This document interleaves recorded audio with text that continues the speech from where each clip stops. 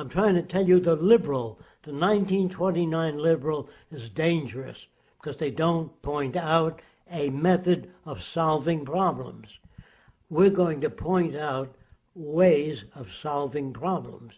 For example, first thing that has to be done is a global survey by different nations to see what resources we have. Then your survey would show you how many cases of heart disease, cystic fibrosis. That tells us how many hospitals we have to build. So if you do a survey of the resources, not money, there's not enough money in the world to build hospitals, but there's more than enough resources out there.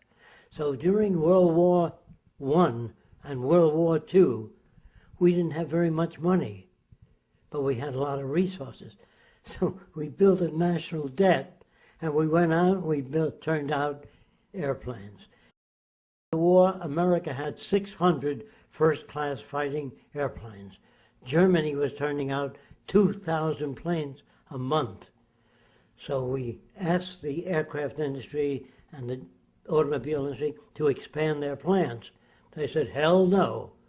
What are we going to do with the big plants after the war? There's no orders. So the government means you.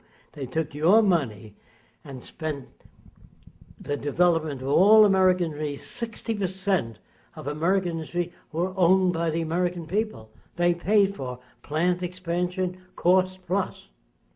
So the American people don't know this, and then they sold it back for 1 cent to 3 cents on the dollar, gave it to industry free. They gave your things away. What do you think they're doing with your funds now? They're giving it to the people that created the problem. So you think Obama or anybody else is going to solve the problem? Even if he did, he'd be shot.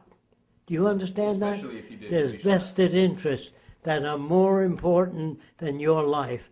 I'm trying to tell you that they don't give a damn about people, the government. Proof. We know that. Industry would not outsource if they cared about people. Why does industry outsource? To maintain the competitive edge. Suppose you're a nice guy, and you got a lot of women and men working in your factory. He takes out medical insurance for the help. He builds a playground for the children of the women that worked in his plant. And instead of paying a minimum wage, which is $5 and something an hour, he pays them $10 an hour. Nice guy. He outsources. You can't stay in business very long. Nobody's going to invest in your company if you take care of it. We want you to invest in packaging, advertising. So being a nice guy will kill you. So being brought up in a country where the bottom line is profit, think about that now.